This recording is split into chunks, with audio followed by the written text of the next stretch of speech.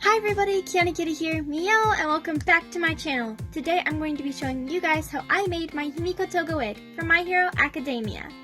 In this video, I'm not just going to be showing you how I made the wig, but also some mistakes I made along the way, and I'm going to show you guys how not to make those mistakes. Starting off, I looked at images from the anime and also figurines to see what different features I wanted in my wig. I learned that I really liked the part in the back, so I decided I wanted that with my wig.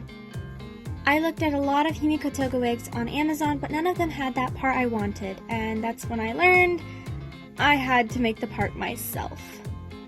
So that is when I turned to this lovely person's video on how they made their Hatsune Miku wig. In the video, they actually made the part, which is what I was wanting to do with my Himiko toga wig. Their channel is going to be linked in the description below. Go follow them. Their name is Miku. I apologize. I cannot read your name. I love you so much. I apologize.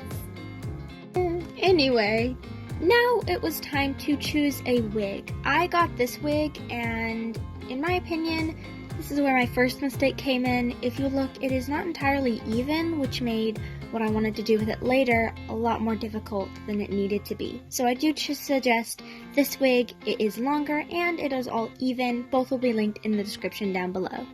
So what you're going to want to do first is put the wig on your head. Make sure it's all brushed out and all tangles are gone. Section 2 pieces in front, and that's going to become your little side bang thingies. I don't know what they're called. Then you're going to want to take little bits of each side and put them in some pigtails. Do not take all of it because you're going to need to cut some of it off, most of it off, but you are going to need some of that support in the ponytails.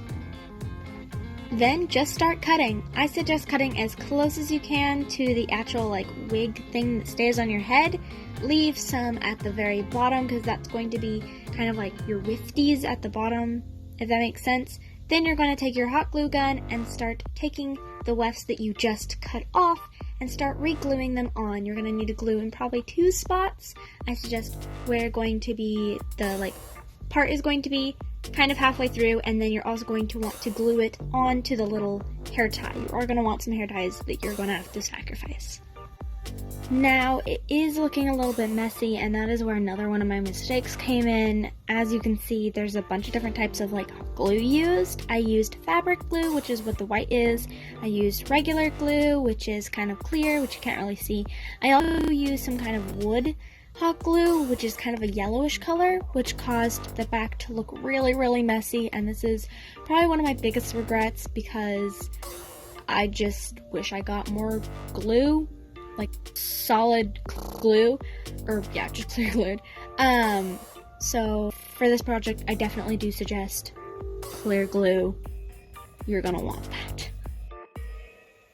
Oh, something I forgot to mention. Make sure you pin your wig down completely stretched out, or else the wig may not fit you when you're done hot gluing. So once it's glued, it's glued. Mine is a little small because of that. I did not pin it down well enough.